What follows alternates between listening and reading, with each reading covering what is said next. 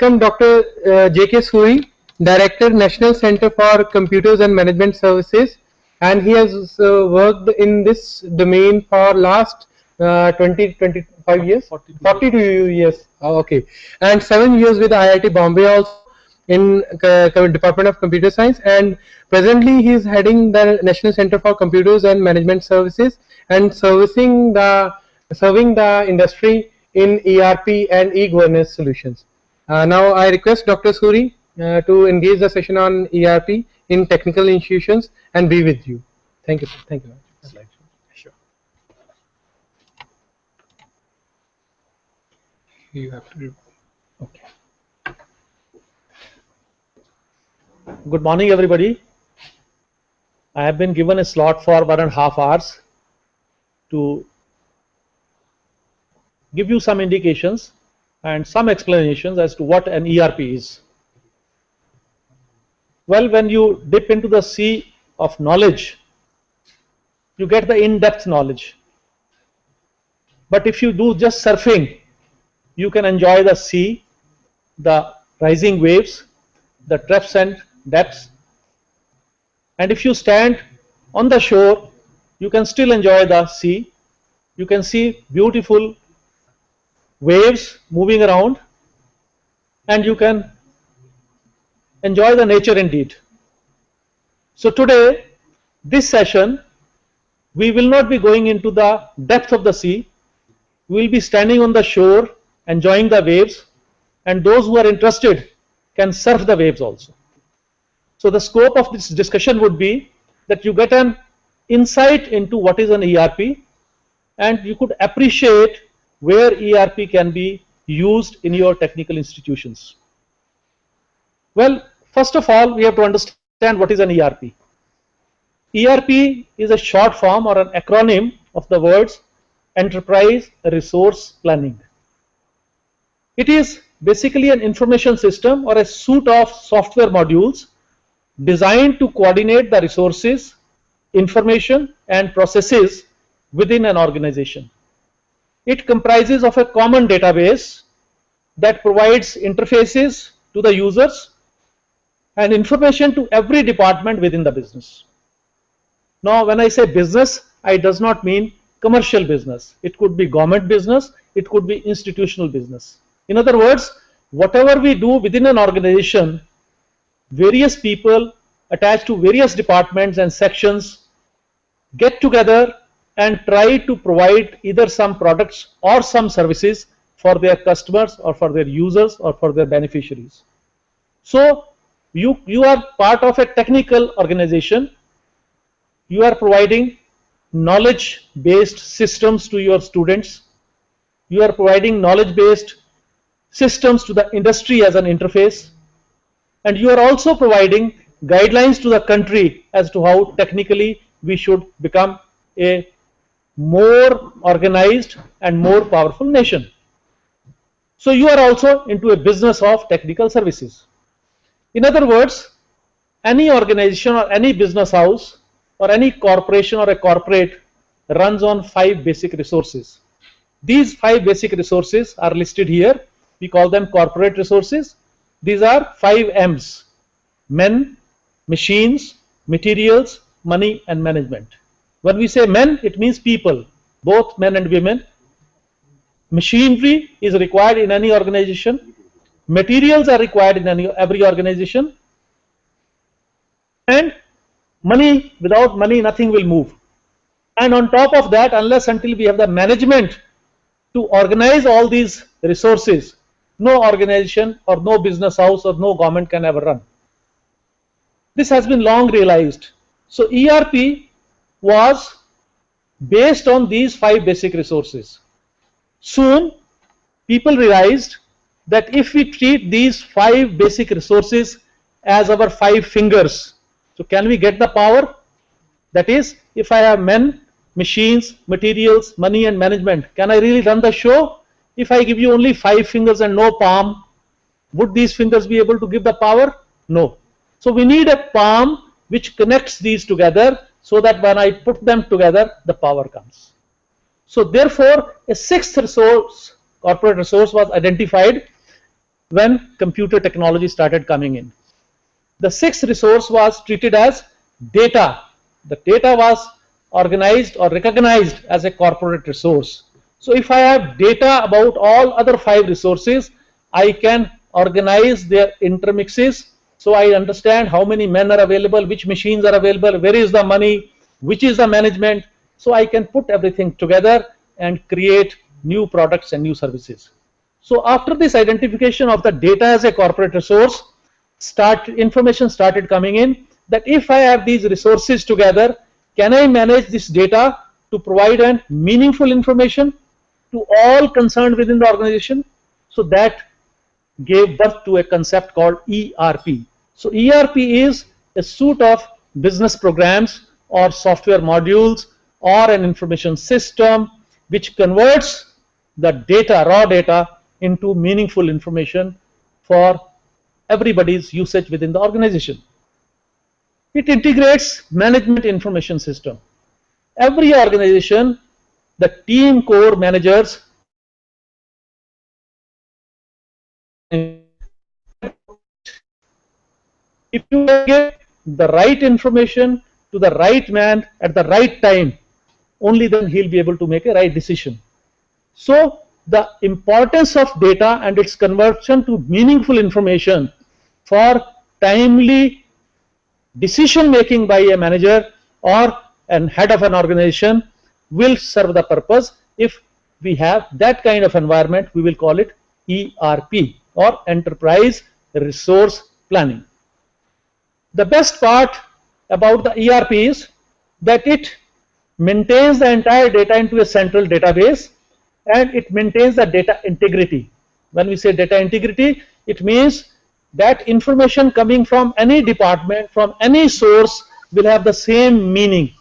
If, for example, the name of a lady is written as Asha Rani Sharma and she gets married and she becomes Asha Rani Vishisht, moment her marriage certificate enters the departmental information system, she becomes immediately Asha Rani Vishisht all over the organization. She doesn't have to go and inform everybody that I am now married and my surname has changed.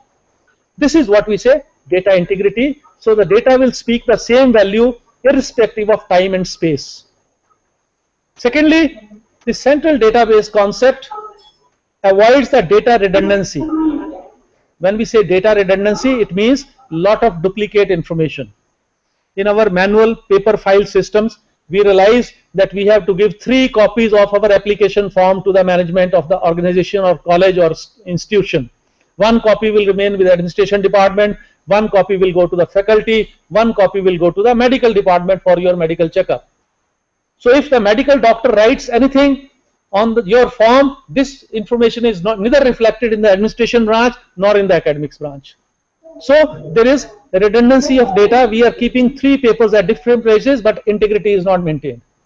So there is no need to keep now 3 copies of data. The same copy of data with the basic information, with the academic information, with the medical information will be reflected in the common database, and each concerned officer will be able to view only that much information which he is authorized to view. A doctor will be able to see only your medical history, academician or faculty will be able to see only your academic history, and the administration will know only your administrative data or the biodata that you have submitted. ERP also helps us in running a management by exception. They say management by exception is if everything is going on smoothly, don't bother, let it go. But if there is any problem, it must be highlighted immediately to the concerned management executives. So ERP provides us those kinds of exception business rules which we can define, that if the programs or if the processes are moving all right, like my admission process is going on all right, it's fine. But if I find an overage person with exceptional qualification has come to act as a guest faculty, should I consider it? It's an exception. So that point should be highlighted to the senior management so that we can take action accordingly. It also helps us now in creating a decision support system. Many places to make a decision is a very big blockade in the organization. People can't decide because they don't have the reliable information. If you ask somebody, sir, can I do this? He says, oh, let me cross check with this, let me cross check with that, let me cross check here, let me cross check there. Because they are not sure that the decision they are making is as per the rules or as per the conventions settled in the organization or within the technical institute or an university. Whereas the ERP connects all the business rules in such a manner that it provides you the right information so that you can make the right decision, and it helps you in, or supports you in making a decision. In over a long period of time, all the business rules that we have set within ERP and the actions and decisions which the management has been taking, they get accumulated, and it creates a business intelligence. It helps us in building business intelligence. For example, if I am getting raw materials like your furniture from different suppliers, and I know a particular supplier's product fails after a certain specified time and does not qualify the quality rules which the organization has set, then my system, next time if I am trying to give him an order, the system itself will tell me, oh, this supplier is not reliable, please don't buy from him. It means some kind of business intelligence has been created within the organization. And it, on top of it, the ERP usage also helps us in providing green IT environment by reduced paper consumption. We will not say it is a paperless office, it makes paperless office, it rather makes less paper office. Our usage of paper reduces because we work through the computer terminals, through kind of a video terminals, through which we can see or preview information on the screens through soft copies rather than creating hard copies in every place. ERP's evolution started somewhere in 1964. First of all, in 64, there was a program called Toyota Manufacturing Program. In response to that, the requirement came that if we have to make a car, Toyota car for example, what materials do we need? So engineering team sat down and said, if we have to build a car, we will need so many thousand components. Each component was named, its raw materials were identified, their drawings were made, the basic testing was carried out, and then they had to procure these materials so that the car could be manufactured. Now if the car manufacturer starts building or manufacturing each component himself, it will take him centuries to make a car. So what he does, he allocates the work to lot many outside vendors, small companies. Okay, you make the mirror for me, you make the steering wheel for me, you make the wheel for me, you make the carburetor for me, you make the headlight for me. So vendor development is carried out, and these vendors or so-called suppliers or vendors who are small manufacturing units, they supply material to the main manufacturing car manufacturing company, which eventually assembles all these components. So a material requirements was a major area in the engineering organizations in 60s. So they said, how do we manage this show? A call was made, and certain engineers and scientists, they sat together and they created a system called MRP, Material Requirements Planning. This MRP module was BOM based. BOM stands for Bill of Material. If I say I have to manufacture a car, I will make a list of all the components that I need. So I will say I need a chassis, I need an engine, one-piece engine, I need 2 headlights, I need 4 tail lights, I need 2 reading lights, and so on and so forth. I need 5 wheels, 4 wheels for the main car and 5th wheel as a spare wheel, etc., etc. So this list, which quantifies what materials are required for a particular product and what is their quantity required in terms of pieces or in terms of weight, metal weight, etc., is called Bill of Material. So based on Bill of Material, if I say I have to manufacture 100 cars, then how many tires I need, how many headlights I need, how many steering wheels I need. So we call it BOM explosion. Based on the Bill of Material, we explode a product into basic components and then decide which component will come from which vendor. And if I identify that the steering wheel, there are 3 vendors who will supply to me, then I evaluate them. I do some kind of vendor analysis, whether his rates are suitable to me, whether his quality is good, whether he will deliver me in time, or how much lead time he takes in delivering to me. If I place the order today, when will he deliver me? Can I wait that my everything is done but steering wheel has not come, so car cannot go out? So I have to manage so many things. In an industrial setup or industrial environment, this is a very, very major problem. Very major problem. So large organizations were left behind in their planning just because they were not sure whether their materials will reach in time. Now today we are talking of JIT, just in time technology. Today Toyota car company does not keep any stocks in their stores. If they have to manufacture the cars, they identify so many cars using their ERP or MRP module, immediately orders are placed and the material arrives moment it is required to be fitted. First chassis is made, then engine is fitted, then when wheels are required, only then wheels will come. So they are not keeping any large storeroom to keep the wheels. The wheels are brought in by the vendor and provided there, and they are fitted into the car. So this is called just in time. It reduces their space for storage, it reduces their financial liabilities. They don't have to keep money also to buy things. Moment comes, they arrange the money and they pay to the vendor. So this way, technology or information technology in the form or in the shape of an ERP helped the industry to a very great extent. Then somewhere in 1983, MRP was enhanced and it was called MRP2. This became not materials requirements planning, but it became manufacturing's resource planning. That is, its scope was enhanced and lot many other things were introduced in this so that the industry could take the benefit of the computer technology. SCM was a very major module which called supply chain management, which I have briefly explained to you that with suppliers I have to ensure that they give me the supply in time and they are paid in time and their quality is also tested properly. Inventory management was a very major issue. Inventory means the materials that I require for running my organization. So in a car company, of course, the inventory is the basic raw material, the metal sheet, steel sheet they need, the various components they need, various dyes that they will use for making this, various other supporting equipment like lubricants they will need, oil they will need, and so on and so forth. For maintenance also they will need various kinds of tools. So who will supply them the tools? So supply chain management was a very major issue, and from 64 onwards this concept has been that supply chain management was somewhere in 1980.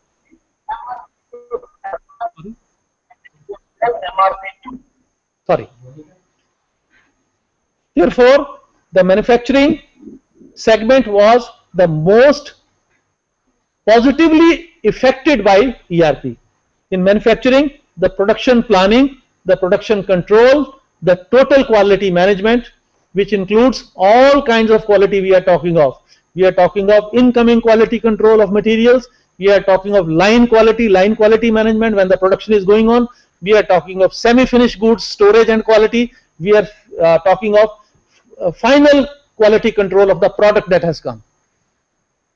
I was told by one of the experts that in a Toyota car company, the only human touch to a car is when finally the ignition key is put in and it is turned to start the car. Rest all things are done by robots, industrial robots. So their robots assemble the whole car and the human driver only moves the key, ignition key, and the car starts. So that's what is called total quality management. We are using ERP for project management also, because within an organization there are a number of projects going on. For example, in a car company, development of a new engine or development of a new model of a car itself is a project by itself. Or they have created a new facility for manufacturing, new facility for quality testing, new facility for pollution control. These are all projects within the organization.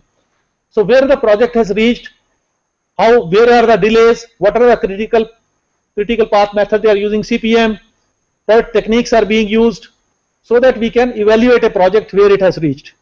In India, we realize that a highway is planned that in 5 years the highway will be ready, but we realize after 15 years the highway is not ready. So our projects get delayed. So it means either we are not monitoring them or we are not willing them to complete in time. In other countries where we see development, there the project is envisaged, it is evaluated, it is launched, and it is completed in time.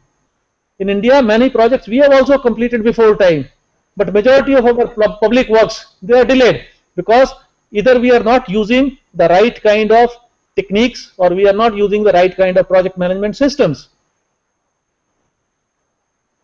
Then document management is a very major area in our country, and it is a very major area all over the world.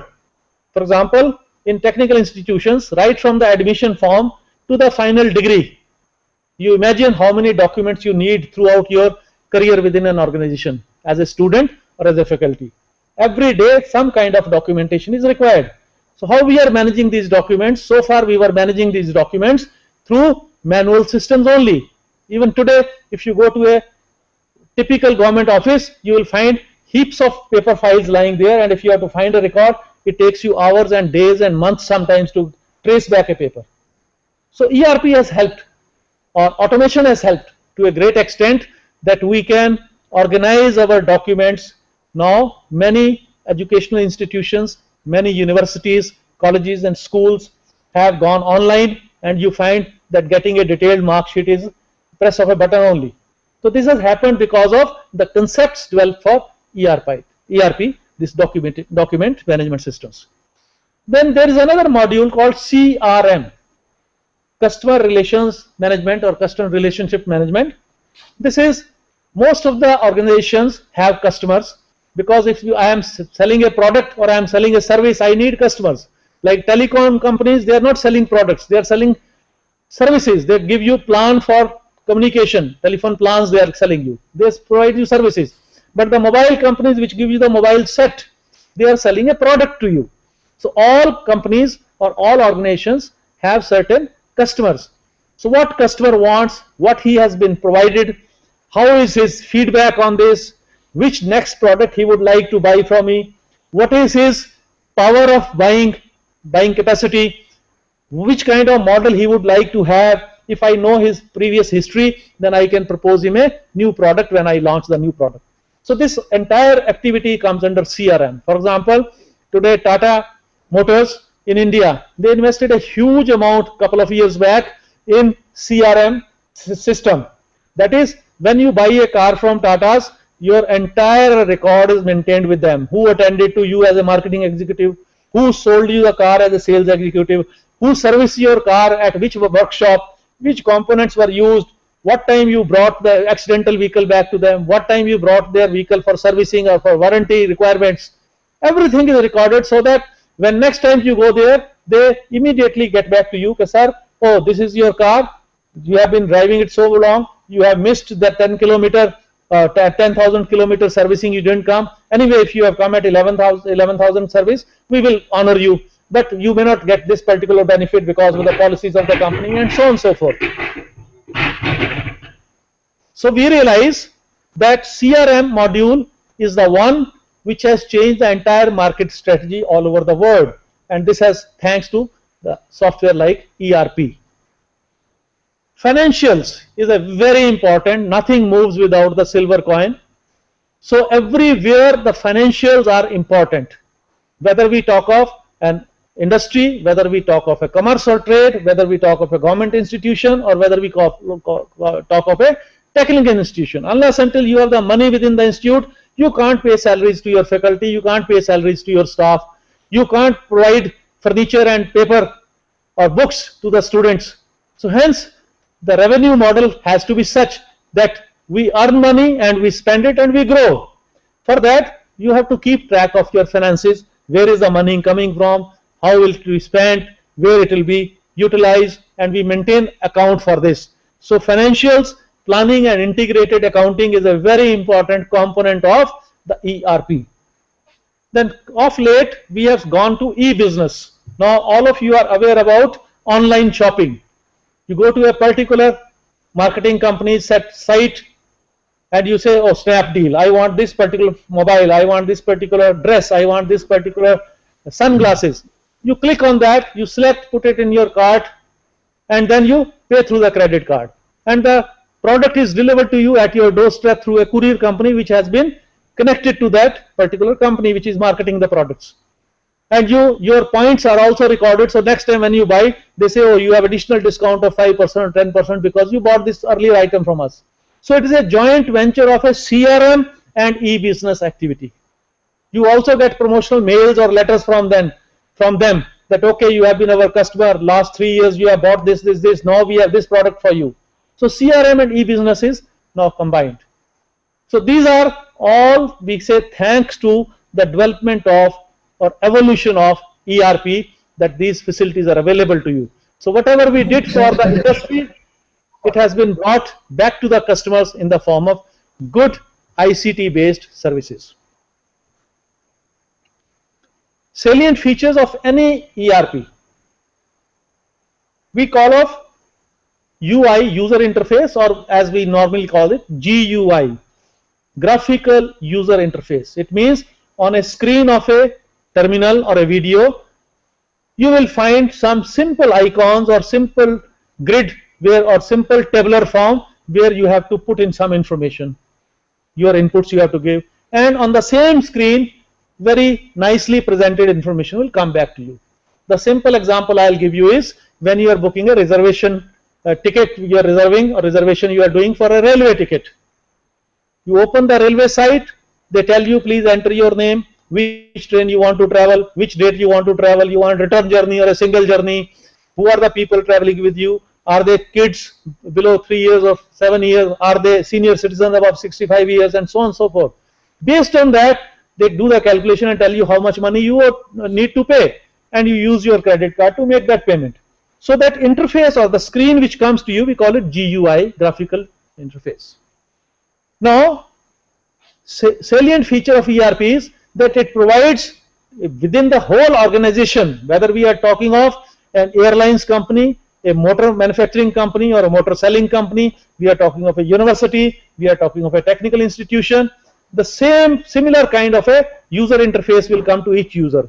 A student will find that all the control buttons for entering the information, for printing the information, for communicating or sending or forwarding the information, buttons are indicated there, and the soft pastel shades are there, light colors are there, so that even if you have to work for 8 hours or 10 hours on the screen, your eyes are not strained. Ergonomic design is, ergonomics stands for ease of comfort, ease and comfort of users.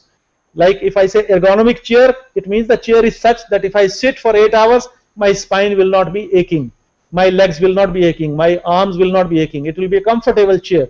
So similarly, ergonomic design have been used so that if you are working on that computer terminal or a screen of an ERP for long hours, you are not put to any inconvenience and you are not strained physically or mentally. These are highly user friendly for seamless operation. Seamless operation means like buying a ticket, when you say, oh, this is my credit card number and this is my code and this is my personal identification number. Thereafter, how the payment is transmitted, you don't have to worry. Your credit card is debited, your bank is debited, and the credit goes to the airlines or the railways automatically, and information is passed on to your bank accounts into your passbook, which you can print, and the message comes to you. This is seamless. You don't have to worry how it is done. Then all reports are presented to you with a preview. That is, you need not print them. You can communicate a soft copy, email it, send it across, or you can just view it on the screen and make a decision. So in an organization where in an industry, for example, a car manufacturing company, if I want to know what is the quality problem with a particular component, what alternative I have to do, I don't have to really run around and call people and do something. I only check there, okay, this particular component failed, use this alternate component. And the manufacturing plant, on the manufacturing plant's production engineer's screen, information will appear, okay, use this component instead of this. So it means using a soft copy, I have been able to communicate. I don't have to write memos and send it to the PM and then get the work done. Secondly, all the data entry validations are informed to you right in the beginning. Like a railway reservation form, if you write my age is 15 years and you say I am a senior citizen, system will block you there. Sorry, 15 years is not a senior citizen. You can't click it. It means you have been validated. Your data has been validated out there. So for all the industrial or educational users and for HODs and managers, the data entry validations are taken care of. Like for example, if I have a paper form and if somebody asks me to write your name and I write my name, and then there is a column, are you male or a female? If I write female, nobody checks me there. It will be checked only after a clerk says, oh, this was a gentleman and his sex cannot be female. So my validation will be done at a second stage, and the response will come to me after a couple of days that your form was invalid. Whereas on online systems, I do the validation there and then. Then we have a single vouching concept. Single vouching concept is that I just fill in one form or one voucher and it takes the information to the relevant department automatically. For example, when you are buying an online product, you say, oh, these sunglasses cost is 1000 rupees, discount is 10%, so 900 rupees will be accounted only. 100 rupees which is discount will be accounted for separately, and your bank will be debited with only 900 rupees.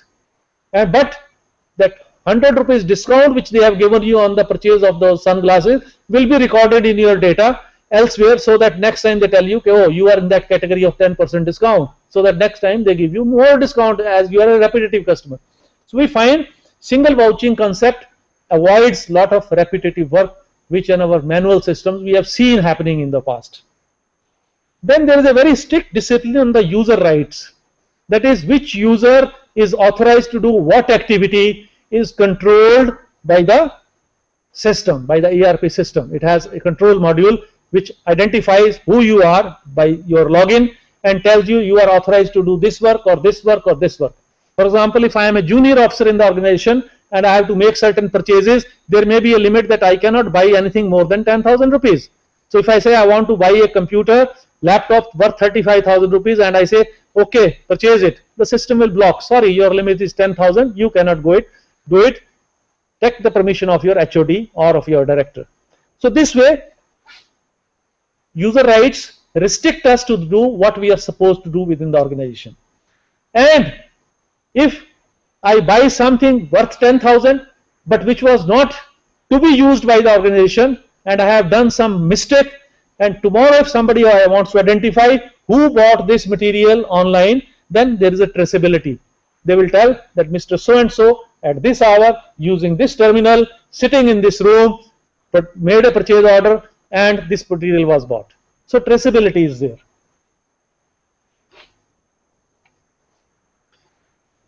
When we have to implement ERP, by implementing I mean, I think the screen is not very clear. Strategy for implementation.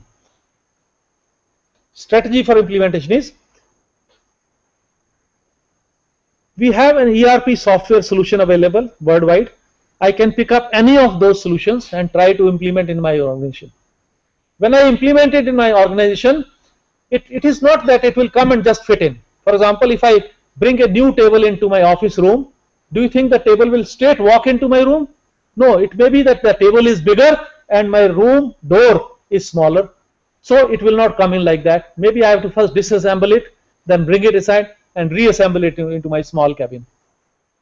So it means it is possible that any ERP which is working in an organization may not work at your place as it is. So we say that it may require some kind of business process re-engineering. Business process re-engineering concept is that a particular solution working in an organization may not work in your organization, and your organization may have to change your internal processes to suit that particular environment. For example, if I have a mixer at home and I am using it and I say, oh, this makes beautiful juice out of the fruits like orange, Mosami. Tomorrow I say, oh, I have bought another fruit, it is called dry fruit. So can it make a juice of this also? Then I say, sorry, it is for fruit, not for dry fruit. For dry fruit, you may have to require a different kind of equipment, and it will not give you a juice, it will extract oil out of it. So this way we realize that a single solution working in one organization may not work in another organization without doing business process re-engineering. Uh, if you recollect, earlier we used to have identity card. We have one identity card from the school, then another identity card from the college, another identity card from the university, another identity card from my municipal corporation voting, another identity card for my assembly voting, another identity card for my Lok Sabha voting. So we had so many different kinds of identity cards. This way, we realize that if we want a unique identification system, then we will have to do some kind of re-engineering. So our government of India decided on this, and unique identification authority system was made, and they gave us a concept of an Aadhaar card. Using Aadhaar card now, I can identify myself in school, in college, in university, in a municipal election, or in an assembly election. We realize that some kind of changes are always required. So this business re-engineering process is a long process, and it has to be carried out within the organization if your organization is interested in implementing an ERP. Then we also identify which are the critical areas for control. When I bring a new system into an organization, I have to realize what do I really need to control. For example, in an examination system, what I want to control, there should be no personification, that no other people other than authorized people should appear in the examination. So I have to have some kind of a control system there. I have to have a control that nobody copies, that people don't copy from each other during the examination. So what kind of control can I create there? I want to ensure that the marks which are given by the examiners are recorded properly and their totaling is done properly. I might have to have another kind of control. So we realize that some kind of control areas, and I want to also control the cost. That okay, only one copy of the examination sheet will be used and multiple copies will not be used for various people. A photocopy or an image will be transmitted. So I can reduce my cost accordingly. Therefore, we identify areas for control, areas for costing, and then we mutually decide with the vendor or with the supplier of that software system who is giving us the ERP. We sit with him, their team, our team sit, and we decide how we will implement this system. Because from a manual system, if you are going to an ERP kind of environment, there is a tremendous change of culture, there is a tremendous change of technology, there is a tremendous stage of usage, and a lot of training is required, retraining is required at many places. So we have to train the HODs or the managers, we have to train the staff, we have to train the faculty, and we have to train other users, whether they are students or their parents, how they will be using the system. Then we require regular implementation. During the implementation phase, we require regular monitoring. What has been done, what are the pitfalls, where training is missing, where some, as we call them, bugs or problems have arisen, how these problems have to be addressed, what are their solutions, can we switch over from this system to that system, what is our change plan, if there is any change in the system required, how it will be done. So all these activities are required before we can implement. So change plan is made that if we change from the manual system to a new system, or if we change from a new system to a revised system, how we will do this. This entire planning has to be carried out. Only then we can implement an ERP. Then amendments. Sometimes the users or the staff or the faculty says, oh, this particular component of the system doesn't suit us. We are working in a different environment, and we would like it that if the information is presented in this manner, it will be more suitable for us for decision making. So any amendments which are carried out, we also call them customizations. It's a custom made or a tailor made system. In that case, these are also to be approved by the senior management. And then we go live. That is, we switch over from the old system to an ERP system, and we go to the live operations. If, for example, in a technical institution, if we say our registration, new students registration process is going to an ERP environment or an online environment, then imagine earlier we used to fill our forms and get it stamped by the clerk, then go to the fees office, deposit the fees, attach the fee slip, get it again stamped, go to the faculty, take their signature, go to another queue and submit the forms, then wait for the acknowledgement, and then look at the blackboard for our name to be listed, whether we are shortlisted or not. So there were many problems during our student life. But now If we switch over to an automated computerized system or something like an ERP, then we will realize we just fill in onto a computer terminal, fill in the online form, and immediately information comes to us, or at a specified hours that the results are declared, we can see them on the screen, or we can see on our mobile also. So how much inconvenience is reduced, how much money costing is reduced, how much convenience has been provided to us, that at any point of time, sitting at a remote location, we need not visit the university or college for admission. We can just apply online and we know whether we have got the admission or not. And accordingly, we have to submit the fees, and for fees submission also, we don't have to rush to the cash counter or to the bank. Using our mobile phone or using our PC at home, we can transfer the fees from our account to the institution's account. Major advantages of an ERP which we have come across. The foremost is we have now very efficient service provided to the end users and also to the management. Management at all levels: operational management, middle management, and top management. In terms of technical institute, we say the clerical staff, their headache is reduced, the cashier, his headache is reduced, the faculty and the HOD's headache is reduced, and registrar and vice chancellor have the consolidated information for the decision making. We get customized or tailor-made MIS reports. MIS stands for Management Information System. Any organization has management, as I told you, and this management calls for certain kind of information to manage the whole show, to run a university, to run a college, to run a technical institute, or to run an industry, or to run a trade center. I require kind of information at the top level. So very effective and tailor-made information can be provided to them, because the entire data like an ocean is there, and I can dig out a pearl out of that and hand over to the management. This is what you are looking for. We have provision for online returns to the government taxes and duties.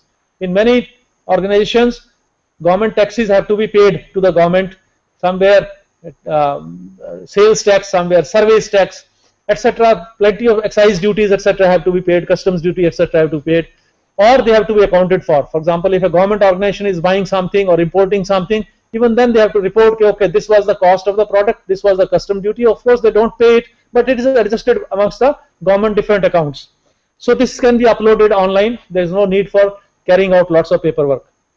All statutory reports of HR. HR stands for Human Resource Development. HRD is a department called Human Resource Development Department. So for HR, for example, I have to pay salaries to my staff and faculty or my managers. I have to keep track of their bonus pay to them. I have to keep track of their increments, their promotions, their retirements. Lot of information is required, and I have to deduct their provident fund or their insurance, ESI. So I keep this record also on system, and from there it is uploaded to the government organizations and also uploaded to the individual's accounts information, so that when the person retires, he knows exactly what money I have saved during my job period, so that I can get it back from the authorities. These are very highly cost-effective systems. Cost-effective means if I have realized that doing a particular job used to cost me 10 rupees, and now after implementing ERP it is costing me 20 rupees, I'll say it is very costly. But if I say, oh, it is costing me 9 rupees instead of 10, I say it is cost effective. But sometimes even if it is costing me 11 rupees, I say it is cost effective. Earlier my cost was 10, but to get the repeated work the cost was again 10. So it means if I get a job done twice, my cost was 20, but now my initial cost is 11 and my recurring cost is just 1 rupee or 2 rupee. So I realize that if I do the admission process next time, then how much money I have saved. So over a period of time, we find the cost effectiveness, and we find these systems are highly cost effective. But only condition is if they are implemented properly. Without proper implementation, they will not be cost effective. They will become a white elephant for you. Then we have less paper office concept, as I told you. We are not, in India, we are still not able to make paperless offices, because there are certain statutory requirements where certain papers are required. There are certain legal systems which require certain documents. For example, your thumb impression on a Aadhaar card is there if you are not educated, or your signatures are there somewhere. But still certain legal documents you have to put in your signature on a stamp paper and deposit in the registrar's office. So certain papers we still need to maintain. Therefore, less paper office concept has been incorporated, and this has given to a leading point to our green IT environment. Another advantage we find is that builds the confidence for using ERPs. It is already working successfully at so many places across the world. Hundreds and thousands of organizations across the world are using. Even in the field of technical education or higher education institutes are using ERP kind of solutions, and certain standard ERPs and certain customized ERPs all over the world. We find that it is very easy to install. For example, in a organized sector, when I say organized, it means where systems are already existing, whether they are manual system or semi-automated systems or semi-computerized systems, ERP can be implemented easily. The time frame can be 6 months to 1 year, say. In some organizations, the time frame to implement may be 2 years. In some organizations, the time frame may be 3 years.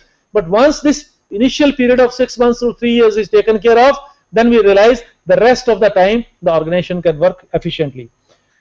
But it calls for a very major effort, combined effort for the whole team of the organization and whole team of the ERP team. That is ERP experts, ERP software professionals, ERP consultants, supply vendor, and the organization which is getting it implemented. Joint support is also required during the implementation. Joint support means from the supplier vendor side and from your side also, and it develops a teamwork. Many things you learn from them and many things they learn from you, because each educational institution has its own culture. Each university has its own culture. So while implementing, we realize that somewhere we are crossing the cultural boundaries. Some places we try to enforce certain disciplines on the organization which they were never used to. I recollect when we were very young, we were into a university and our friends were in medical college. So in our university there were separate hostels for girls and separate hostel for boys. So if the boys have to visit the girls hostel, they had access to their common room and hours were fixed. Okay, 4 to 5 p.m. you can come and meet anybody here. So it was a different culture altogether. When we went to the medical college, we found that after dinner, the boys and girls were sitting in the girls hostel discussing various topics together. So it was a cultural shock to us. How come these young doctors are allowed to sit in anybody's room, whether it's a boys' room or girls' room, and they are discussing, but in our university, it was not so. So each university, each college, each educational institution has a different culture. So when these ERP people try to implement systems, so they will say, okay, boys doctors have access to the girls hostel after 5 p.m. also. That will be a basic rule. We call it a business rule. So if the person is submitting his assignment from a girls hostel, it will be accepted. But in a university environment, it will not be accepted. This is illegal submission, that you have not done your work, you are trying to create a fraud. Whereas in a medical college, they say, fine, it's okay. He was sitting in that room and he has completed his assignment and he has submitted. So document will be accepted by the system, whereas in a university environment, it will not be. So cultural changes there. So that's what I said. ERP team, you learn from them and they learn from you quite a bit. Then on-the-job training for all concerned users with realistic test data. Before implementing the system, we create a realistic test data, and based on test data, like before any program, we conduct a dress rehearsal. We, like for example, recently you have seen 26th January, we had a excellent Republic Day show, but prior to that, there was a dress rehearsal. People went into the proper dress and they did the marching, so that how they will present it on 26th. So a dress rehearsal or a kind of a realistic test data is created, and based on that, we test whether ERP system is suitable for our day-to-day working. We also have track record of excellent after-sales support. The companies which help you to implement ERP, we test their track record, and when they work with us, they work in coordination. We realize that it is not just bringing the ERP, it is more important to make the ERP successful. And for that purpose, they have to sit with us, tell us how to do it, and support us when we are in trouble during day-to-day working. Then ERPs, mostly they are closed-ended, that okay, business rules are fixed and provided and you have to work within that frame. You cannot violate any of the rules because the system will block you. But we have open-ended ERP concept also, where customization is done. Things are changed according to, for example, in one university the business rules are different, in a second university the business rules are different. So we will customize it for you. We'll make those changes so that you can work comfortably according to your environment. And in many cases extensions are possible. I'll give you this example on extension in a few minutes. Now I'll take 5 minutes to just go back to the industry so that I tell you what are these major modules of the ERP. First, as I said, material management. So I gave you an idea, BOM-based material management. Similarly, in some organizations we have consumption-based management. That is, we do not have a BOM, but for example a company which is making customized products for you. For example, today you tell them, oh, I need a suit, they stitch the suit for you. Tomorrow you say, I need glasses, they manufacture glasses for you. Third day you need, oh, I need a mouse for me, they make a mouse for you. It means they are working on order-based system. They take your order, they do the manufacturing. So they cannot go by BOM-based every time. So they say, what are our regular material being consumed? Based on consumption, they say, okay, this material is being consumed, hence I should have this. For example, your kitchen at home is a consumption-based MRP model. Your mother or your auntie or your wife or your sister who is in charge of the kitchen, she knows how much materials, which materials are consumed over a month. I need so much of sugar, I need so much of rice, I need so much of wheat, I need so much of oil. So that's a consumption based. Then she says, oh, this is a festival season, my oil consumption, my sugar consumption will increase. So she gives you the orders, okay, this month you should bring more oil or you should bring more sugar. So it means the best industrial planning you can learn from the kitchen. So material managers are doing nothing but slightly enhanced activity of a kitchen management, kitchen store management. Then purchase order management, when to buy, what to buy, from which vendor to buy, at what cost to buy, how to maintain the quality, how to ensure that the things are stored and which are already stored are not bought, etc. is called purchase order management and monitoring. If I have placed a purchase order on some company, please send me this, then I must know where that material has reached. Has it been shifted from, uplifted from that company? Is it on the way? Where is my truck standing at the moment? Has it been delivered to my company? Has my incoming quality control checked this material? And so on and so forth. So based on all this, we call purchase order monitoring or inventory management. So material receipt, inspection, incoming quality control, gate control, I have to see whether the material has entered my gate, or we have control called returnable gate pass control or non-returnable gate pass control. That is, certain materials which are coming to my company or my factory, after some working I send them out. For example, if I make a box and I am not painting it inside, this has to be painted somewhere by a third vendor. So I send their box for painting. Then I have to keep record that this box has gone, it will be painted and brought back. So returnable gate pass control. Or this material has been found waste and it is going out forever, it will not come back to factory. So I will call it a non-returnable gate pass control. So in an organization, we have to take care of such thing. At home also you do the same thing. You send an empty can outside to fetch the milk and you are expecting the can has not come back. When can come back, you know it has come back with milk. Or if it comes back empty, you immediately mark that today the milkman did not supply the milk. And the garbage tin or the kuradan, you say, oh, it has to go out. It must come back empty. And the polythene bag in which you have put some garbage which has to be disposed of to the municipality major bin, it will never come back. So you have those kinds of controls. So if you watch your mother or your wife or your sister at home, how she is managing, I think you will understand the whole industrial concept. We have various kind of analyses which we carry out. ABC analysis is an analysis which is done on the value-based system. Which material should I buy more? Because each material costs me money. In a kitchen, should I buy desi ghee or should I buy almonds in quintals or should I buy them in grams or in kgs? Should I buy salt in 100 kilos or should I buy salt in 500 gram packing during rainy days? So those decisions are made based on your materials available, their usage and the price tag attached to them. So if you see the lady of the house manage the house budget, you will know how a financial manager manages his factory.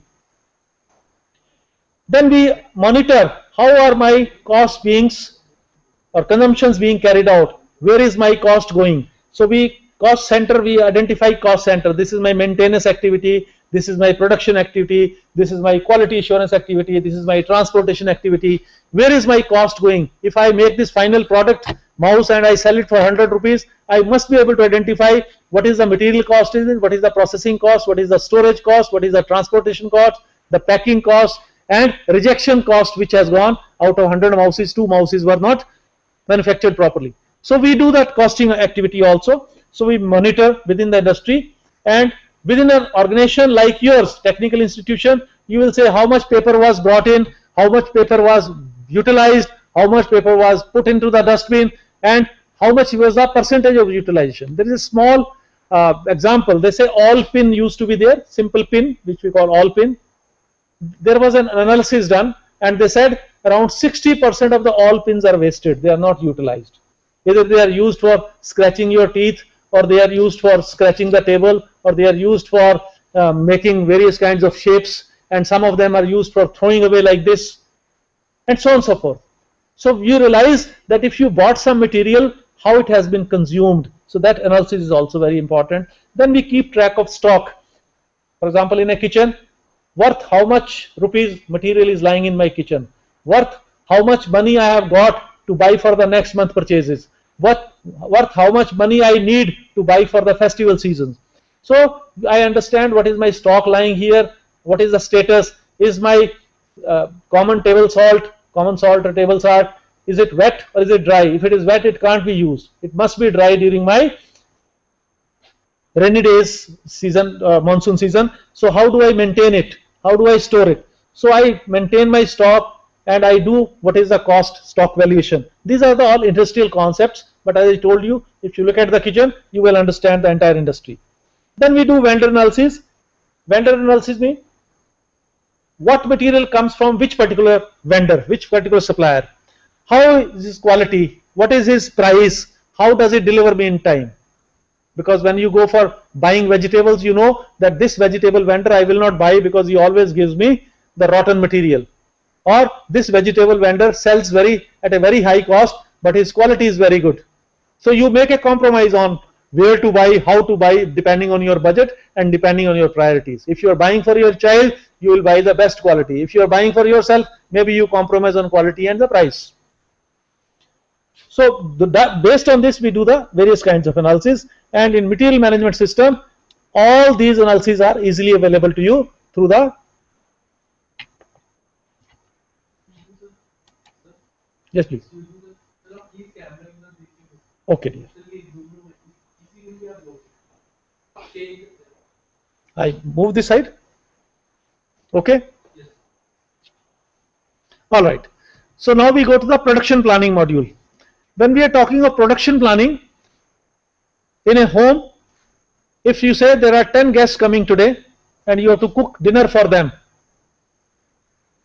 then you realize that you first decide the menu, what is to be served, whether it's a vegetarian menu or a non-vegetarian menu, how many dishes, what will be the sweet dish, what will be the starter, what will be the salads, what will be the drinks along with, kind of a mixed juice, or we will a hot beverage will be served. So based on that, you have some fixed plan, and then somebody tells you that that family is coming, but I don't know whether their children are coming or not. So when somebody tells you children are coming or not, it means there is a question, there is a projection that children may come or may not come. So you will have to provide for them also. So if the children come, you can serve them food as well. Similarly, in a production shop, we identify what orders we have and what are the projections of the marketing department, that okay, this is a good season for selling fans because this April is going to be very hot, so manufacture extra fans. So we take care of those projections also, and we say, okay, instead of making 1000 fans, we will make 1050 fans this time, or we will make 1100 fans this time, depending on our capacity of the plant, how many fans we can produce, depending on the money my financial advisor had said, you have only this much money to raw material, depending on my vendors. So we plan accordingly, and we say, okay, we will produce so many fans in the factory. Then we plan accordingly which machine will be used, how many fans batch, these are the ceiling fans, these are the table fans, these are pedestal fans, how many motors are there, what is the stock with me, how much I have to buy. So material management and production management, they come together and they accordingly plan everything. Then I say, what is my manpower available? My workers are there, my fitters are there, my helpers are there, my quality people are there, my packers are there. Depending on them, then I decide what are my available hours and what are actually hours I utilized, whether I have used my manpower or not. So we have to keep track. Now think of a large company which makes 1 million cars. Imagine the scale that they have to operate on. And based on that scale, how will they be able to manage everything? Without ERP, it has not been possible. Then at every production stage, we capture the data. This component has come, these are the quality parameters, this much is the rejection, or this rework has to be done, or additional cost has to be put in, or certain material which have been rejected can be used as a raw material for some other product, or it can be remodified, etc., etc. Then we identify work in progress, how I have reached. For example, in a kitchen, if I ask you, oh, it's 8 p.m., the 9 p.m. guest will be there. You say, oh, my sweet dish is ready, my vegetables are ready, only rotis have to be made, or only parathas have to be made. So we understand that work in progress, we understand that we'll be able to meet our targets. Then we also identify rejection analysis. Recently, the program called MasterChef is going on the television. So one of the chefs told, earlier MasterChef lady, she told that if you are making, for example, any sweet dish using milk, and if you are not able to control the heat, and suppose there is some burning at the bottom of the utensil, then that smell will never go. She said, this is a protein, and if it burns, that smell will never go, so be careful. So I identify that if I am making food for 10 people and their children, and if I burn their kheer, then I will not be able to serve it. Forget it. So it means that will be a rejection. So I have to do rejection analysis in my industry also. If anything is spoiled, any component is damaged, how much is the cost, how much effect it will have on my final deliveries. So we have to take care of those things also. The BOM costing, that is, if I say I have to manufacture a car and these are the components, each component's cost is worked out and we make a total of that depending on 2 headlights and 1 steering wheel and 5 wheels and so on and so forth. So I say, okay, my material cost is this much. So it means BOM costing. Then I know, okay, if my material cost itself, for example, I'll give you an example. When Maruti car was launched in India, somewhere in 85, some fellow, he says, I will assemble my own car. He went to the car company and he asked them the list of the components. That, okay, if I want to buy headlight separate and I want to buy steering separate, and when he totaled up, he found that the cost was coming to around 5 lakhs of rupees. Whereas assembled Maruti was available for less than 2 lakhs at that time. It means each component cost has been enhanced to some extent by the vendor, by the car company. If you put them together and you make your own BOM, it will be 5 lakhs. But if you buy a ready-made car, it is 2 lakhs. It is very surprising. Because the spare parts will be costly. But once they assemble, because they have, during assembly, they have seen the cost, which landed cost to them within the factory, which was much lesser. So it was costing them possibly 1,50,000. And they said, okay, we will be able to sell the car at 2 lakhs. Whereas, if you assemble it yourself, it may be costly. So we do the product costing, we do the service costing, and we do the process costing. If I am making a process that, okay, the car shell will be made, I must know how much it has cost me, how much labor has gone, how much power has gone, how much my infrastructural cost has gone, managerial input has gone, and so on and so forth. So we do process costing also. All these things are not possible whether at a mini level or a macro level or a micro level without the support of ERP in industry and trade and technical institutions as well. In technical institutions, you have a service. For example, if you are creating a course, new course you are introducing, then you must know what is the cost, who is going to the faculty, what is going to the size of the room, what kind of air conditioning environment I have to give, what kind of equipment, what kind of lab facilities I have to give. Put together, you will be able to do the costing. And if you have like that 1,000 courses going on, and how would you do the costing manually? Every 2 minutes the prices keep changing. Sometimes today the vendor says, I will give you a laptop for 30,000 rupees. Tomorrow he says, no sir, new model has come, it is 35,000 rupees. Your costing has changed. Would you sit down again on paper and do the calculations? It will be very difficult. In some cases, almost impossible. Whereas ERP gives you a very free hand to do such modeling faster. Then in HR, human resource development, human relations resource development module, and the payroll. This is a requirement all over the world in every organization, in every department, in every university, every college. New recruitments there, joining is there, their orientation is there, training is there, appraisals we need to do, increments we need to do, promotions we need to do, retirements we have, leave management, staff welfare we have, attendance capture, time office. Now, of course, we have biometric attendance. Earlier it was not biometric, but attendance capture machine linkages, so that we know who has come late and whether the salary has to be deducted or not, and so on and so forth. Then we have detailed pay slips with tax deduction information. We have periodic PF, Provident Fund, and ESI, employee state insurance statements for the industry, and uploading of returns to the Government of India. Then we have periodic statements for bank transfer of the salaries to the banks. We have to inform the bank that for this employee, as per his account or her account number, so and so much money should be credited to his account and taken from our organizational account. Lots of MIS, Management Information System reports, MS reports are also required. Plant and machinery maintenance is one very major activity, because if your kitchen machine is not working, if your gas oven is not working, if your water cooler is not working, if your refrigerator is not working, you cannot really serve food to your guests, whether they are organized or not organized, or they are atithi, or whether they are coming with a planned program with you. So my plant and machinery must be working all right. Similarly, in an environment, in a college environment, I'll say if my gas plant is not working, or my air conditioning plant is not working, or my computers are not working, my audio-visual system is not working, then I will not be able to deliver my goods accordingly. So we have to have preventive maintenance schedules, monitoring, breakdown reports, action taken report on that, repair and maintenance, and expense analysis. How much I have spent. For example, I bought a Maruti car for 2,000 rupees, and every third day it is going out of order and I am repairing it. And if I am able to track my repair cost, I say in 5 years I have spent 6 lakhs of rupees on the repair of my Maruti car. Is it worthwhile? I must throw it and buy a new car. I can buy 3 cars.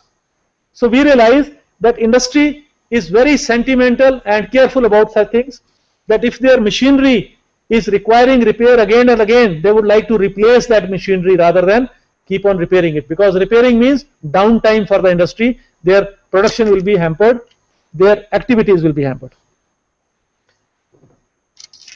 In repair cost, we not only take materials, we also consider labor. So this monitoring is possible only with the help of our systems like ERP. We have annual maintenance contracts. For example, in your institutions and colleges, you have annual maintenance contracts for your air conditioners or for your vehicles. In industry, we have for variety of equipment. Each industry uses sometimes its local machines, sometimes imported machines. So they have to have kind of contracts with their overseas people also. So keeping track of that, making sure that their payments are made in time, making sure that the machine's repair cost is monitored. These activities are very, very important. They also monitor the active life of a machine. Every machine has a life. For example, we say electronics machines have a lifespan of 10 years. So any electronic equipment, if you have used for 10 years, you must change it. For example, in banks, they have electronic servers, computer servers. In many banks, it's mandatory that every 2 years they must change the servers to increase the reliability of the information they are handling. Then we have repair vendors. There are very many vendors who are not supplying the equipment, but they are the experts in repairs. So we have to maintain their database so that we can call them and be in touch with them whenever the requirement arises. Then financial accounting is a very major area, starting from budgeting, sale, purchase, day books, recording, cash book, journal, debtors, creditors, general ledger, trial balance.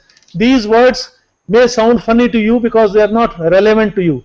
But if you realize that you have a bank account, it means bank is maintaining a ledger for you. The passbook is a replica of your bank account ledger. Bank maintains a ledger. Whatever money you deposit or whatever money you withdraw, they record somewhere, and that book is called ledger. Earlier they used to have manual big thick books which were called ledgers, and they used to, even if today you go to deposit money to the bank, you will find that the cashier writes something in a small book, long book, and that is called his day book. So from there, the entries are transferred to the ledger, and then the bank knows how much money is lying with us from various customers, and they give you interest accordingly on that. So the trial balance, periodic income, expenditure account, balance sheet. Balance sheet is a document, a financial document, which tells us the health of a company. So whenever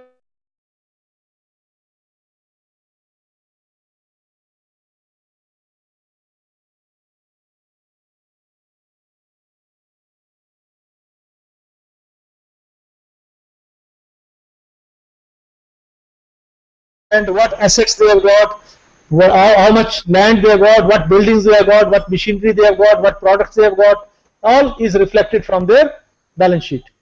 So it is a kind of a core document of a company. So reaching a balance sheet starts from the basic document of a voucher. That is whether somebody has deposited the money, or somebody has withdrawn the money, or somebody has spent the money, or somebody has earned the money. All that is recorded in the day books, and eventually it leads to the balance sheet. Then each organization has to pay taxes to its government. Even educational institutes have to pay certain kinds of taxes. So filing those returns had been a pain earlier, but now it has become so convenient with the help of such systems. Excise duty maintainers, customs duty maintainers as per government formats, and customized MIS reports on various kinds of taxation or various kinds of financial information. So financials is a very important core area. If I say the financial system is the backbone of an industry, I will not be overemphasizing it. Whether it's an educational institute, or whether it is a manufacturing company, or whether it's a service industry.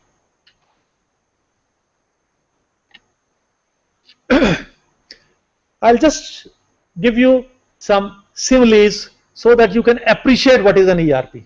In ERP, we have seen that it is a kind of a suite of software programs, or a combination of software programs, which handles the industry's various activities and various departments: the productions, the material, the quality, the sales and transportation, the customers, the suppliers, and the management itself, the HR.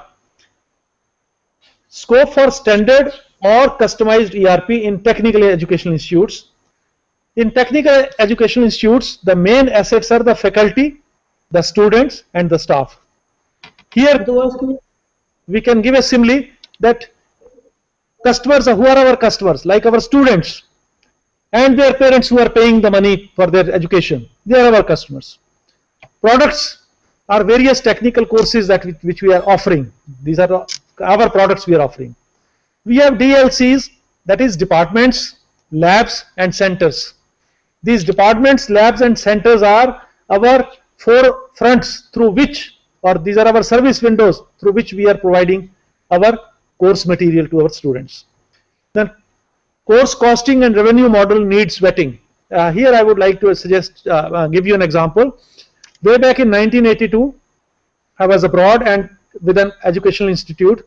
They wanted to introduce a new course, and they were not able to evaluate how much minimum fees we should charge and how much minimum batch size we should have, so that we can make this course feasible. So with the help of their local software team, I developed a system for them, a costing module, where all parameters were fed, and system immediately give them a what if analysis, that if you have 40 students, this will be the cost of your course, and you must have this much revenue if you want to make it feasible. So this way the costing exercise was carried out. So software modules, or the programs, or ERP like software, they help you in such activities also. Suppliers are our suppliers. For example, in education, we have a departmental faculty is one of the major suppliers. Support staff, who will provide them the lab facilities, or different kinds of research centers facilities, we will provide them. Our materials are basically the course material that we are giving them. Books or journals which we will give them is our material, and other materials will be like our food and beverages. We have a hostel, we have a mess, we have a canteen, we have F&B materials, food and beverages, we provide them. Lab materials that we are providing them. Our materials for our buildings, for our general store items, stationery items, these are all materials. So it means there is a very vast scope of material management within an institute or educational institute.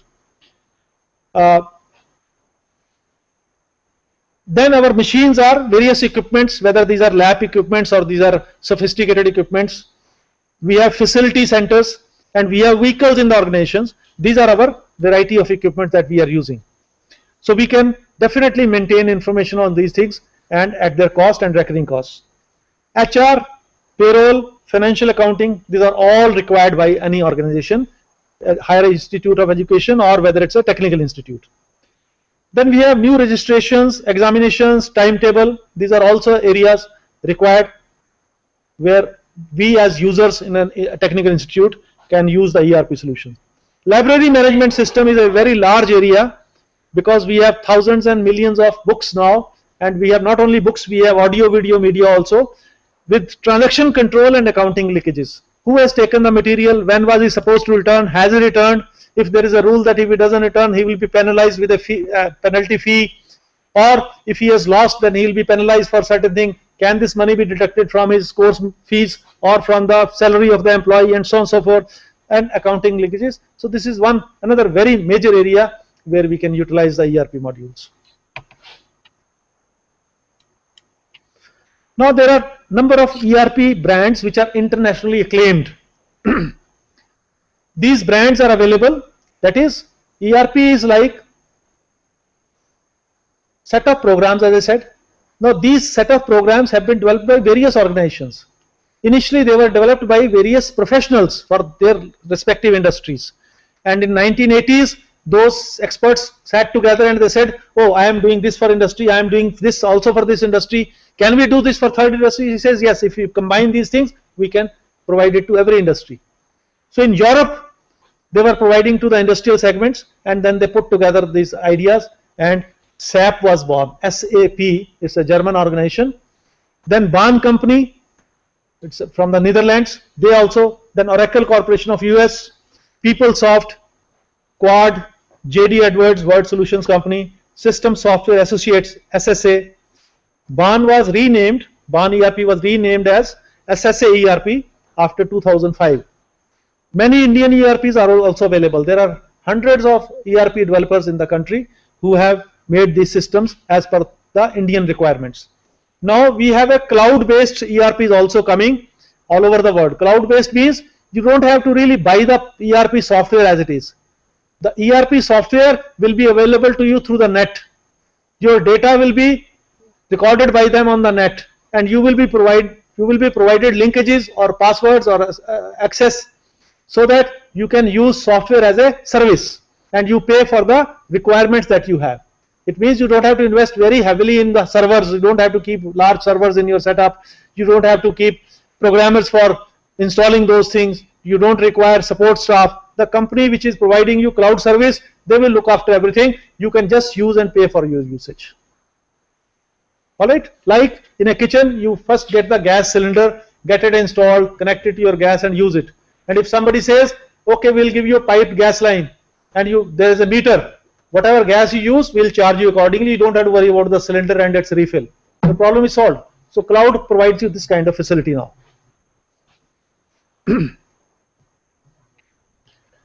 We have number of success stories and very many failure stories also.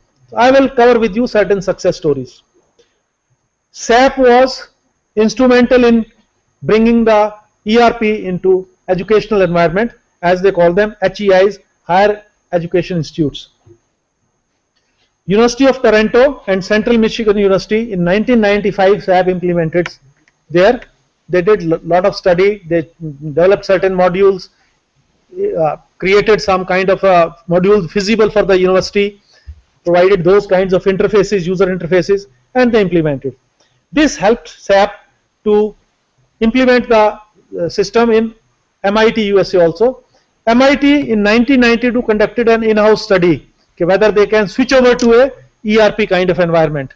So based on the 1992 study, 1996 the SAP walked in and they started implementing, and by 1998 SAP was fully implemented. SAP was implemented in MIT US. We have many failure stories also. Certain universities failed, system used to crash. There was one organization in US where 3,000 students went there to the university, and they were running around from pillar to post. They didn't know where is their classroom, who is their faculty, where they have to go and attend the classes. Especially the first year students had suffered because the system had crashed and there was no information available to the students, because there was no manual information also, and even teachers could not help them. So this was a problem, as many students, new students, missed classes. So this has happened not only once but a couple of times, even in United States. Success stories in India which are claimed by the local vendors or Indian vendors of ERP. CGSM University Kanpur, they claim that they have successfully implemented ERP for the last 8 years. Uni ERP is the brand name that they have given. JCRC University Jaipur, I think some students are there from Jaipur. They can definitely visit there and check that they claim that the company has implemented ERP there, and for last 1 year they are using it. I am not aware about the success story, but they are using it. It has been claimed. Similarly, ISB, Indian School of Business, Hyderabad, they have also implemented ERP. These some examples I am giving you. Of course, you can search the net and get a lot of information where nearest to you, wherever ERP has been implemented. You can have the first-hand feel from the actual users how they are feeling about it. Now, I can understand, and most of you will also know, they say the length of a lecture which a human brain can absorb is 1 microcentury. 1 microcentury means 10 to the power minus 6 of 100 years. You can calculate it when you are free. This comes out to, it's very interesting when you do the calculation, it comes out to around 52 minutes approximately. It means after 52 minutes, your brain starts sleeping. So the person who is talking to you, he physically stands in front of you, but mentally he disappears from your mind. His words don't reach you. You lose comprehension. You can't comprehend very clearly. That is why you'll find in most of the educational institutions, the period has been kept for 45 minutes. Right from our schools. After 45 minutes, there used to be a break. The teacher goes out and the new teacher comes, and children get time to shout, to discuss, to criticize the teacher, or to do teasing with each other. That was to do recreational activity. And I understand that you have been sitting for more than an hour now, and all your brains must have started sleeping. So I would like to give you a break here, and thereafter we can have some kind of a question answer session. The break I am giving you is, please reapply your mind and think and appreciate the legacy systems. What happens ERP, what ERP will do? We had age-old systems working in our organizations. We are going to replace them with a new system called ERP. So from the old legacy system to the new system, tremendous changes will come. Somewhere you will be able to absorb, somewhere you will not be able to absorb. For example, in an Indian dressing style, when people were changing from wearing a dhoti to wearing a pant and coat, they took time. Now if again you tell them stop wearing pant and coat and go back to dhoti, how much time it will take? So it means every change is resisted. So we find that even here change will be resisted, but there will be certain areas where we'll have to use some kind of innovative methods to bring this change and make the system successful. Here I would like to say the scope or the area of work which you can identify in ERP. For example, railway reservation system. Please just think about it in a very lighter vein, in a very lighter mood. It's a wonder for a common man that sitting in one corner of the country, he can book a reservation and a return journey from anywhere to anywhere over the railway network at a click of a button.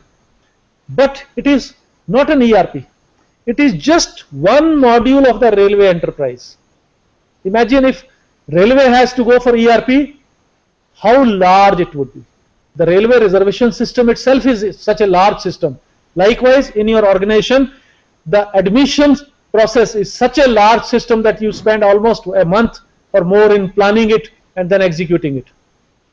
And creating an ERP for the whole institution will be definitely a much larger job. Legacy data to an ERP database is again a problem. I give you a small exercise. Go back home, ask your parents who are their joint families from your mother side and father side. Collect all their telephone directories, diaries that they used to keep. Somebody writes like this, somebody writes like this, somebody writes in Urdu, somebody has pinned up small cards and pages. Whenever they wanted a telephone number, they'll search from there. Organize it into a new telephone directory of year 2015. How much time will you take? Similarly, if an ERP team comes to your institution and says, your old records we will put on the new server, imagine how mammoth work it is. It's going to be a very large amount of work. So your cooperation will be needed there. Then you will say that we will have experts with us who will get the job done. On experts, I want to give you two definitions. One definition was given by Lawrence J. Peter, and he is an authority on thought processing and management and a thinker. He says, expert is a man who makes 3 correct guesses consecutively. If a man who has predicted 3 times this will happen, this will happen, this will happen, and it happens, you treat him as an expert. Do you think he's really an expert? So these engineers, software professionals who come to you to implement the system, to help you system, if you treat them as experts, I will warn you. They are knowledgeable, experienced people. Don't consider them as experts. Rather, you are more expert in your own systems. So please create a team, yourself together with their knowledge base. Then you can call it an expert. So don't treat them only as experts, then you will never land in a successful ERP environment. Right? Many people will predict, oh, we have studied your system, we understand your requirements, we understand you are running these technical courses, we understand you have 10,000 students, you have 200 faculty, you have 5,000 staff, you have labs, we have understood, oh yes, we will implement it. Please don't believe immediately. Ask them to prove what they have understood. Because what happens, I'll give you a story of a survey. In US long back, a food company started manufacturing food for the dogs. They said, we have done a great survey. How many dogs are there? What are their sizes and shapes and breeds? Whether they live in the apartments or they live in big houses. In which state, how many dogs are there? In which countryside, how many dogs are there? They did a complete survey. They conducted their food habits, what they eat, when they eat, how many meals a day they have, who are their owners, what is their paying capacity, and all that there. Big survey was done. Based on that, they created a dog food, and this dog food was marketed. First week, the sales were like this. Millions and millions of packets were sold. Everybody very happy. They said, oh, excellent, our company has really made money, and we are going to be the world leaders in dog food. The second week, the sales came down. Again, a review meeting was conducted. What happened? Management met. Everybody said, our marketing was excellent, our campaign was great, our deliveries were in time, our payments no default, everything excellent, excellent, excellent. Then where is the flaw? Then one fellow came, experienced fellow, he says, dog didn't like the food. Period. So we never ask the dog, what do you want? We only ask our experts how to sell, how to package, where to market, when to deliver, and so on and so forth. So please be careful when so-called experts come to you, treat them as honored guests, discuss with them, explain to them truly what you want, ensure that they have understood you, and ensure they can deliver you. Then go for it. You will be a successful ERP implementation. One major area where we find there is a lot of problem, that is a communication. We are talking of, today I am with you together, I can see some of you on the screen. We are, thanks to ICT, we say information and communication technology. It means without communication, even information technology is useless. But the basis of communication is a human communication. You should also be very careful on that what is communicated to you and what you communicated back. There is a thumb rule of communication. Communication is not what is sent, it is what is received. So when you tell your requirements to the ERP teams, to their experts, ensure what they have understood about your requirements. And when they tell you what they are going to deliver to you, please do understand that whatever they have conveyed to you, have you understood it? Till then, never commit that you are a successful ERP implemented organization. Here I would like to give you a small story. Story date back to 1968 February. I was in a university in 67. A friend of mine belonged to Haryana, district Palwal. That belt is closer to Mathura, and Lord Krishna's influence is very much there. So Holi festival is celebrated with lot of pomp and show, with lot of fervor, with lot of religious commitment, with lot of love and affection. So that friend told us, okay, this Phag they call it, this Phag or this Holi festival, you friends join me and visit my home in Palwal. So we 3-4 friends joined him and we went to Palwal and stayed with him. And because we were new to the university and it was a kind of a winter season in North India, so we were all with jacket and tie and everything, and we went. But when we went to the village, they were very simple people, simply dressed in dhoti and kurta and some kind of a shawl they had covered. So first day was the Holi festival, we had that festivity, and after the festivity, the next day he said, I'll take you to Chopal. Chopal is an area where the elders of the city or elders of the village sit down under a tree and they discuss, and those times they used to have that hookah, good, and they were talking and discussing, and we young boys went there with necktie and a coat and pant and all that stuff with pen stuck. So that fellow introduced that these are my friends from the university. So one of the elders, farmer, he told us, oh, you are from university, we have here a small school and I keep asking these school children but they don't answer my question. So we said, oh, we are from the university, we are educated, you ask us anything. He says, in fact, I wanted something to write, but these boys are not able to do it for me. He said, okay, you tell us. So he said, I am going to ask you a simple thing to write. Please take out your pen and paper. So we took out the pen and diary and we said, okay, write down. He says, it's a very simple thing, my dear. My animals also understand. So if you can please write it for me, I'll be very grateful. I said, okay, write down. What is to be written down? He says, write down. That is communication. A simple farmer's concept we could not match. Is this word? His animals understand. His horse moves, his cow moves, his bull moves. We were dumb stuck there. We could not move. We were like Sita, dharti phat jaye aur hum sama jaye. That was the concept. So what I say is that you should not take the smallest man in your organization for granted. Please ask him what is his requirement. Only then commit for an ERP. Because at that, no doubt, the ERP can be implemented only from the top. That is unless until the top management is fully committed and associated, no ERP can ever be implemented. But the ERP will run from bottom because the basic data will be captured from the bottom, only then it will reach the top. So when you are implementing, whosoever is the core team, management team, please ensure that the smallest man in the organization which is creating data or generating data for the ERP is taken into confidence and he is trained properly, because one small error left out there will spoil the whole information system.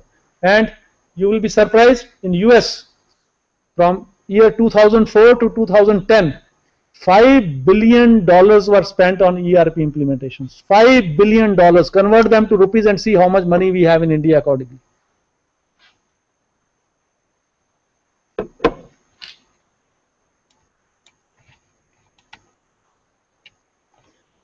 So our philosophy here should be, it is the man behind the machine that is more important than the machine itself.